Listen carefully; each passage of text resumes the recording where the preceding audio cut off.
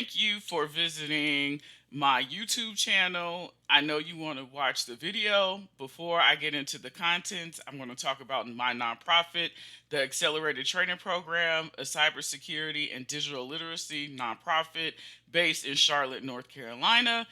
We are looking to provide accessible cybersecurity education and digital literacy skills to underrepresented groups from the K through 12 space right now, but we have on our roadmap collegiate, elderly populations, etc. Pretty much anyone from an underrepresented group. We want them to get cybersecurity education and digital literacy skills to bring them into the ever increasing digital world that we live in now. If that sounds like something that you're interested in, we do have a donate button if you would like to donate monetarily. We're always accepting donations. If you would like to volunteer your time, we have a volunteer tab where we're looking for workshop volunteers. Currently, we have 1 month workshops, but we're looking to expand that in 2024. Board members, advisory board members, and a grant writer. So if you're a grant writer, if you have experience in grant writing and also winning grants, we would definitely love to have you on our team. To be considered, please complete the volunteer form here, which is a link that will navigate you to a Google form. And again, we're a cybersecurity, digital literacy nonprofit, and we would love to work with you if that is your passion as well. Thank you. Have a good day. And now the video is going to start. Hello, and welcome to day 24. We're 1 day away from Christmas, and we're doing mobile analysis. I love mobile analysis, Android to be exact. You are on the naughty list, McGreedy. Let's start the machine. Okay, so it's automatically starting the attack box. Detective Frosto continues to piece the evidence together, and Tracy McGreedy is now a suspect. What's more, the detective believes that McGreedy communicated with an accomplice. Smartphones are now an indispensable part of our lives for most of us. We use them to communicate with friends, family members, and colleagues, browse the internet, shop online, perform e-banking transactions, and many other things. Among other reasons, it's because smartphones are so intertwined in our activities that they can help exonerate or convict someone of a crime. Here's my smartphone. It is a Galaxy S23 Ultra. You can think of this as a computer. Everything that you could do on a computer, you can do on a smartphone. Fun fact, I have my logo for my nonprofit, the Accelerated Training Program, on the back of my phone. Make sure you visit t-atp.org to learn more about my nonprofit, a cybersecurity, digital literacy nonprofit focused on the K through 12 space right now, and for underrepresented groups. Okay, that's just a short spiel. Okay. Frosto suggests that Tracy's computer-owned phone be seized so that Forensic McBlue can analyze it in his lab to collect digital evidence. Because it's company-owned, no complicated legal procedures are required. This is important because if this wasn't company-owned, the complicated legal procedures, for instance, you would need a subpoena to get the records and everything else. So since it's company-owned, you don't need to do all that. Okay, learning objectives. We'll learn procedures for collecting digital evidence, the challenges with modern smartphones, using autopsy digital forensic with an actual Android image. So let's get started. Digital forensics. Forensics is a method of using science to solve crimes. As a forensic scientist, you would expect to collect evidence from crime scenes, such as fingerprints, DNA, and footprints. You will use and analyze the evidence to determine what happened at the crime scene and who did it. With the spread of digital equipment, such as computers, phones, smartphones, tablets, and digital video recorders, a different set of tools or training are required. When it comes to digital evidence, the ideal approach is to acquire a raw image. A raw image is a bit-for-bit copy of the device's storage. That way, for instance, with the chain of custody, That's to make sure that the evidence hasn't been tampered with. If you do a bit by bit copy, you can say, hey, this is the raw image and we didn't tamper with it. Forensics is an essential part of the criminal justice system. It helps to solve crimes and bring criminals to justice. However, for evidence to be permissible, that means allowed in court, we must ensure that it's not tampered with or lost and that it's authentic when presented to the court. This is why we need to maintain a chain of custody. Chain of custody is a legal concept used to track the possession and handling of evidence from the time it's collected at a crime scene to the moment it's presented in court. The chain of custody is documented through a series of written records that track the evidence movement and who handled it at each step. In the following sections, we assume that we are dealing with computers and smartphones owned by the company or seized as part of a criminal investigation. Acquiring a digital forensic image. Acquiring an image for digital forensics can be challenging, depending on the target device. Computers are more accessible than other devices, so we'll start our discussion by focusing on them. Okay. There are 4 main types of forensic image acquisition. Static acquisition, a bit-by-bit image of the disk is created with the device while the device is turned off. Live acquisition, a bit-by-bit image of the disk is created while the device is turned on. Logical acquisition, a select list of files is copied from the seized device. Sparse acquisition. Select fragments of unallocated data are copied. The unallocated areas of the disk might contain deleted data. However, this approach is limited compared to static and live acquisition because it doesn't cover the whole disk. Okay, let's consider the following 2 scenarios. The seized computer is switched off. As part of a crime scene, the investigators stumble on a live computer that's switched on. Okay, so let's do the computer that's off. Imagine the evidence is a Windows 10 laptop that's switched off. We know that by default, the disk is not encrypted. We should not turn it on as this will make some changes to the disk and tamper with the evidence as a result. Removing the hard disk drive, or SSD from the laptop and cloning it is a relatively simple task. We use a write blocker, a hardware device that makes it possible to clone a disk without any risk of modifying the original data. We rely on our forensic imaging software to get the raw image or equivalent. This would create a bit-by-bit copy of the disk. Finally, we need a suitable storage device to save the image. Okay, and this is an example. So this is the hard disk, and it's connected to this writer. A computer that's switched on. Another example would be dealing with the laptop that is switched on. In this case, we shouldn't switch it off. Instead, we should aim for a live image. The laptop might be encrypted, and shutting it down will make reading its data impossible without a password. Furthermore, data in the volatile memory, or RAM, random access memory, might be important for our investigation. When they're able to analyze a device that's switched on, investigators can gain access to the accounts and services the suspect is logged into. This could be indispensable in some instances to prove guilt and solve a crime. Various tools can be used. They usually require us to run a program on the target system, giving us access to all the data in the volatile memory and on the non-volatile memory or disk. Okay, so acquiring a smartphone image. The smartphone is a ubiquitous digital device that we can expect to encounter. Modern smartphones are now encrypted by default, which could be a challenge for digital forensics.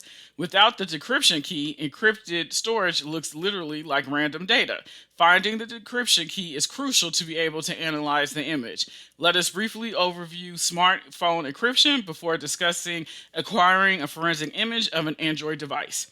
Encryption in smartphones. Android 4.4 included full disk encryption. When full disk encryption is activated, the user-created data is automatically encrypted before being written to the device storage and decrypted before being read from the storage. Furthermore, the phone cannot be booted before providing the password. It is important to note that this type of encryption applies to built-in storage and doesn't include removable memory such as micro SD cards. Android 7.0 introduced direct boot. A file-based encryption mode. File-based encryption lets us use different keys for different files. From the user perspective, the phone can be booted and some basic functionality can be used, such as receiving phone calls. Beyond this basic functionality, the encryption password needs to be provided. Depending on the settings in Android version, the SD card might also be encrypted. Android 9.0 and higher can encrypt an SD card as it would encrypt internal storage. Since Android 6.0, encryption has been mandatory. Unless we are dealing with an older Android version, we can expect the C's phone to be encrypted. Apple iPhone devices are encrypted by default too. Data protection, a file-based encryption methodology, is part of iOS, the iPhone's operating system. In this section, we provided an overview of smartphone encryption. Ultimately, encryption could be a significant obstacle that digital forensic investigators need to overcome. Obtaining or discovering the encryption key is necessary for a complete digital forensics investigation. So now we're going to have a practical case. Okay. Excuse me, let me get some water.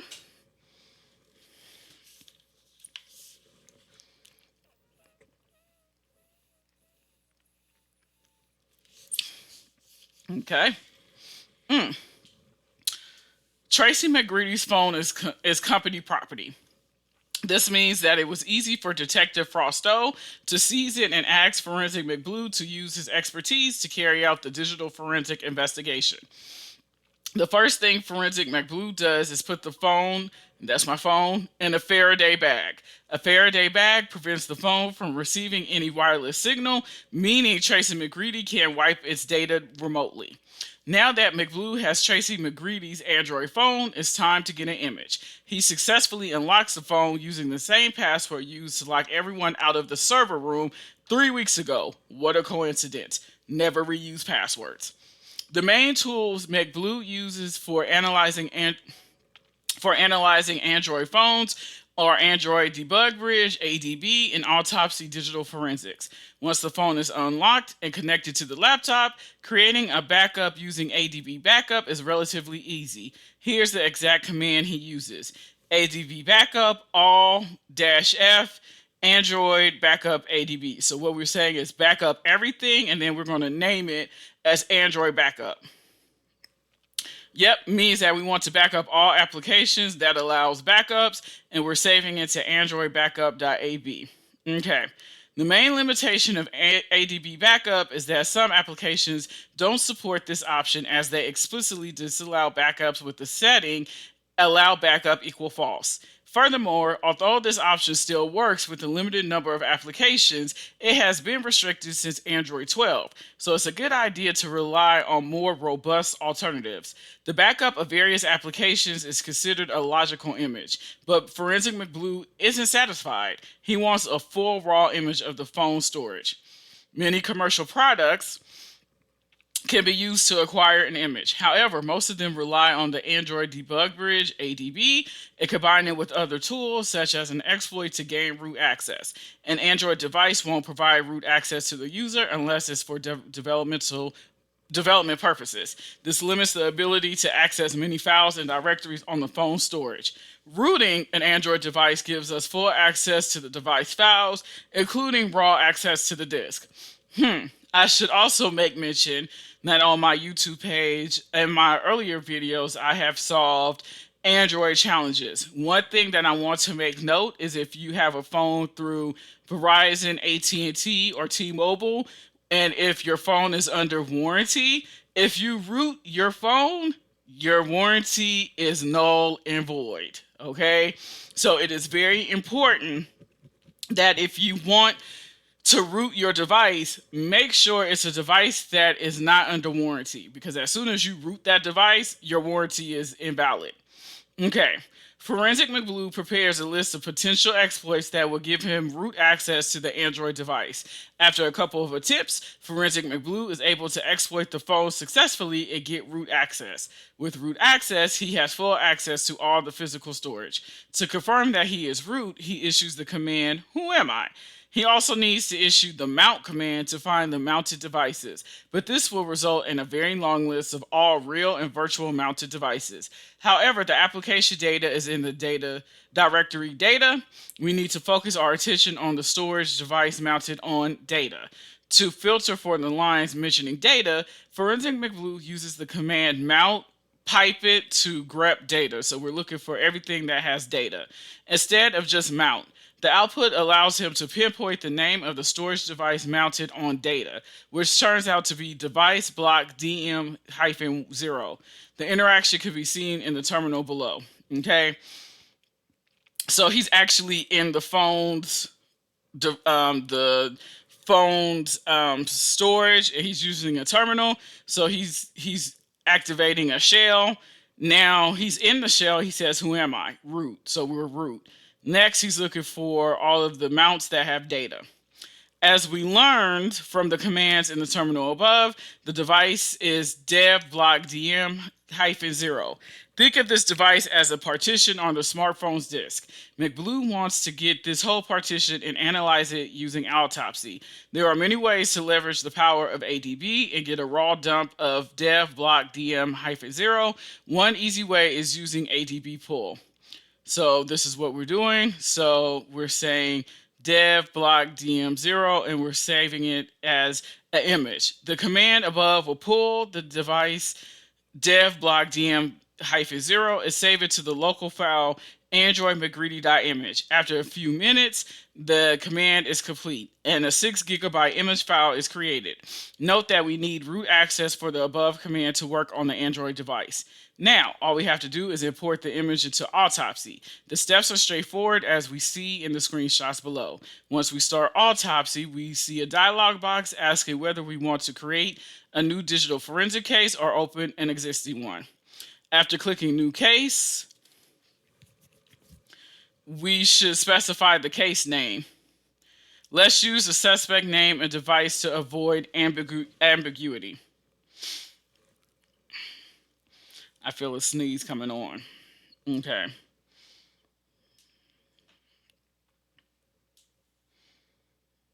Okay. So we're going to say new case.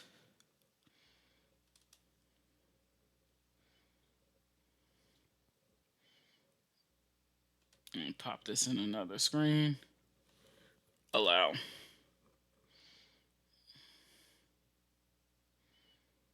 Okay, and we're going to name this Tracy McGreedy.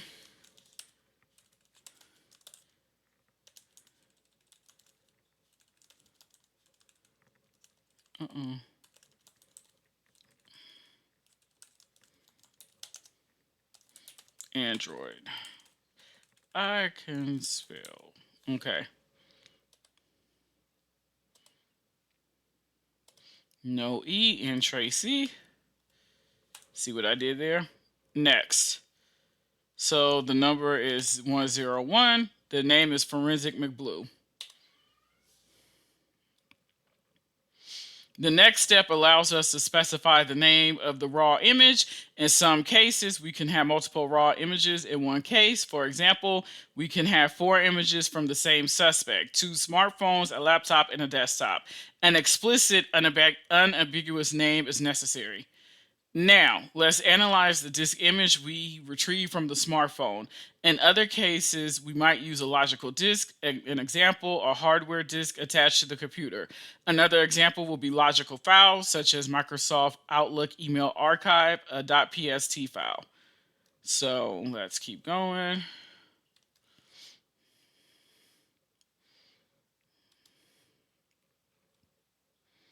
Okay. We provide the location of the raw image file we want to analyze. Okay.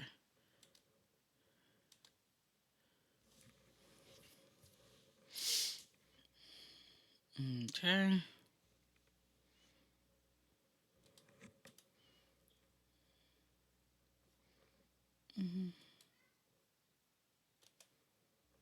Okay. And you might hear my son. Okay.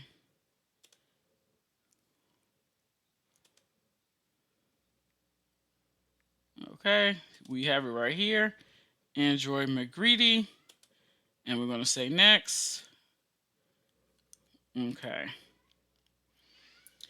Finally, we must select the ingest modules to help us analyze the file. In this case, the indispensable modules are the two Android analyzer modules. However, we could select any of the modules we find helpful in the case. Okay, once we click next, Autopsy will create a new case and run the ingest modules on the selected data source, Android image in this case. Before moving forward, review the questions in the connection card shown below. Okay, you can access the Microsoft machine with Autopsy set up on it. Okay, so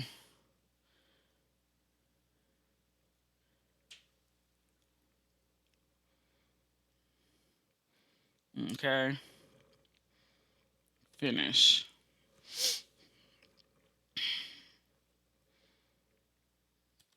This is a file type. Deleted files.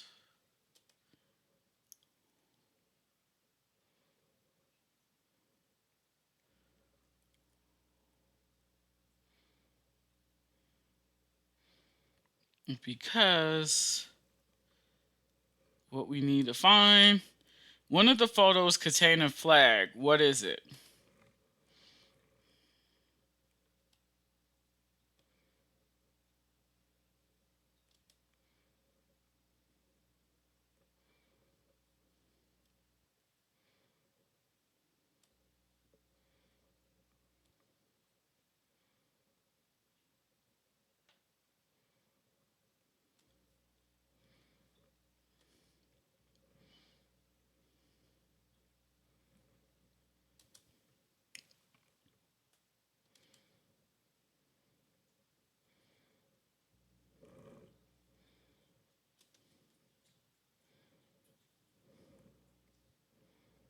Okay.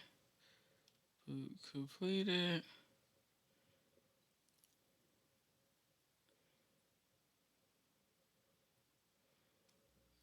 Okay.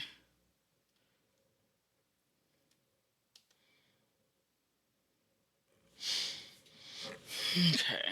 Let's see. File size. Um, um,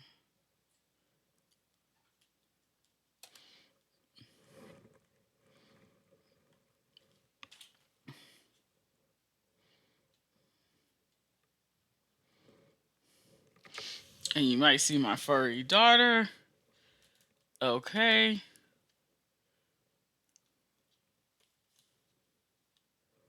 What is it that we're looking for? What name does Tracy use to save Detective Frostow's phone number?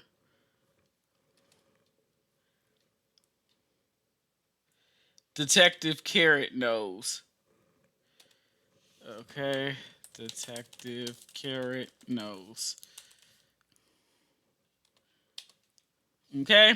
One SMS exchange with Van Sprinkles contains a password. Okay, what is it? Okay.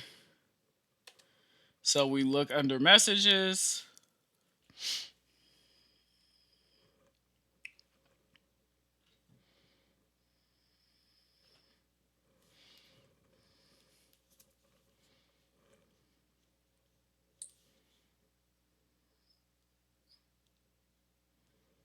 Okay.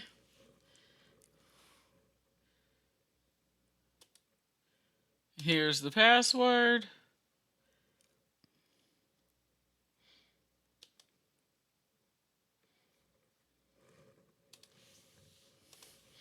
G, excuse me, 7AQ, 7AQU. Okay, and again, now mind you, um, this is everything that is on his phone. Okay, so we don't need this because we had opened the attack box. We have already created a case in Autopsy, so you don't need to create a new one and wait for the ingest modules to analyze the data. Okay, so I kind of created a new one. So now what we're looking for is the image.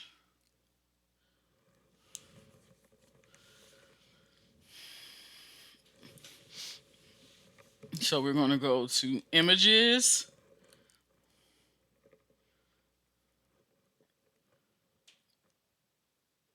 Okay.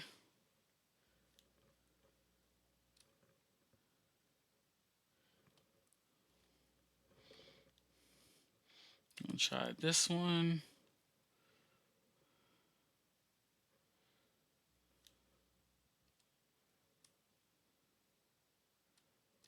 Uh-uh.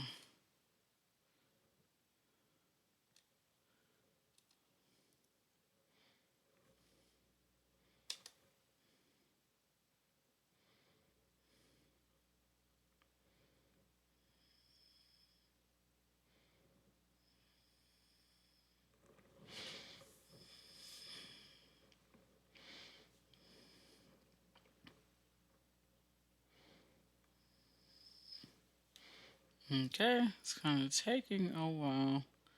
Let's see.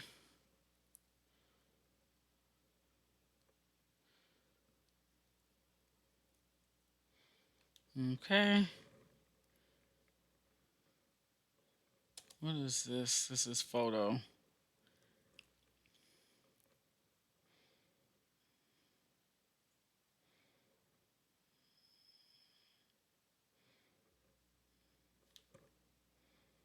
Okay.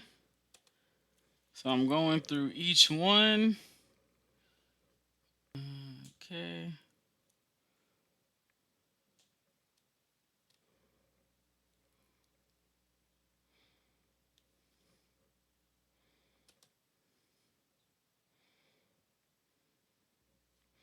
Let's try a server room.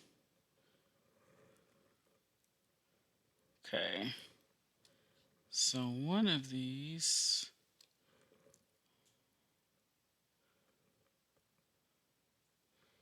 has a flag.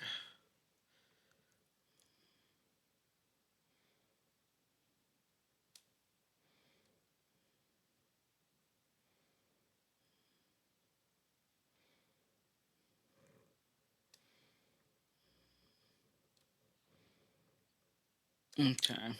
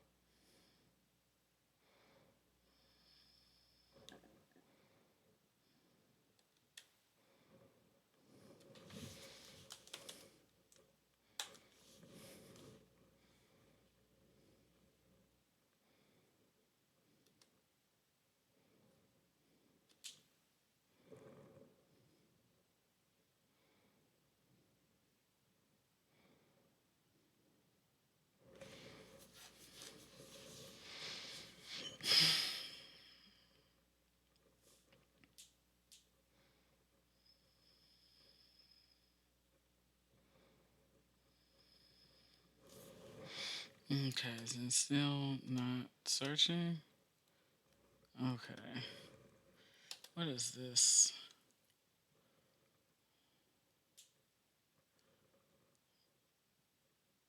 Okay, because the question is, okay, what is the flag?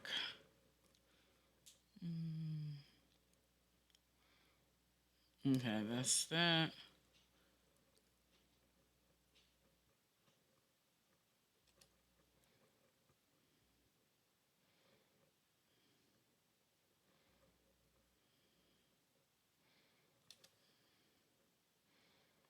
Okay. Uh-uh. I'm just opening because I want to see what all is in here.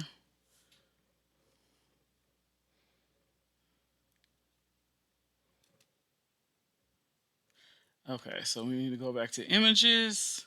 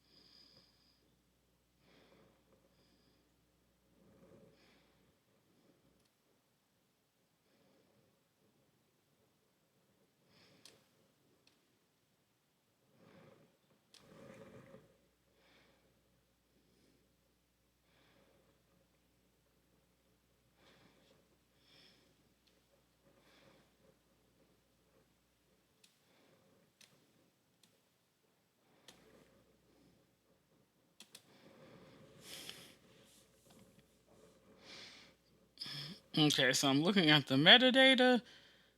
So I think the flag will be in the metadata. At least that's what I'm thinking. Okay.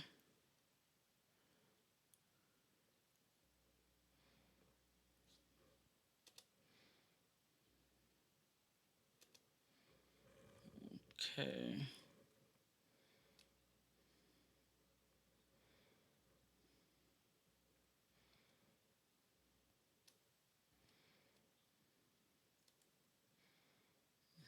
Okay.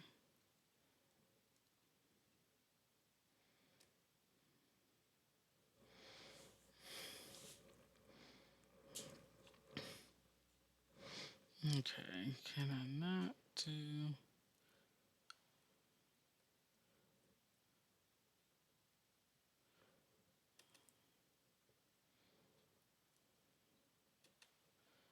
It's taking forever.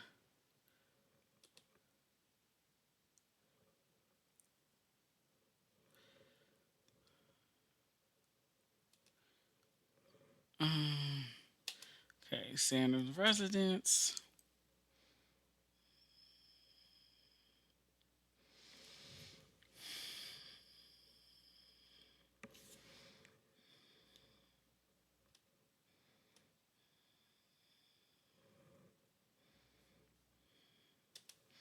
Okay. Let me use the hint. File views, file types. Okay.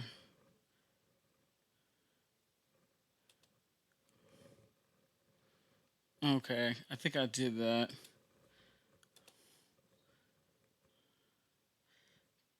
File by extension. Images. Okay, so this really didn't help because that's where I was at. Let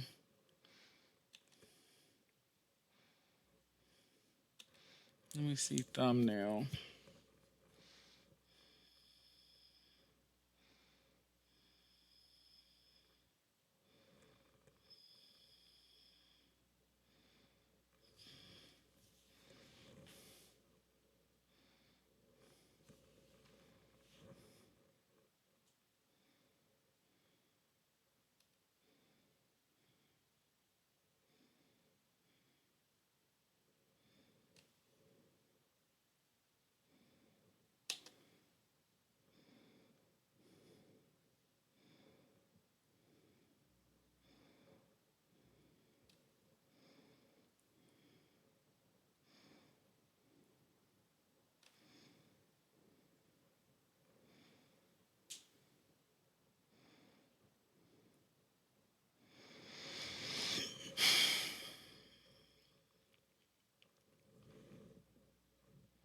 Okay, try hack me digital forensics.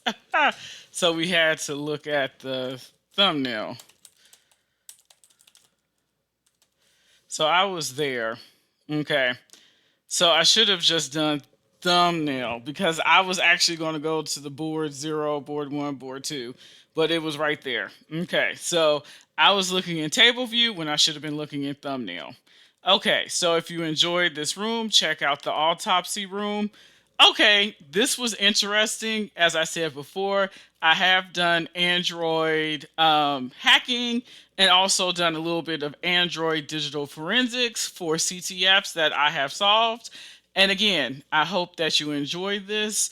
We are one day away from Christmas, so we need to wrap this up and figure out who has been causing havoc at the crafts company, and we need to help Detective Frosto solve the case. So, again, we're one day away from Christmas. Hope you have a good day.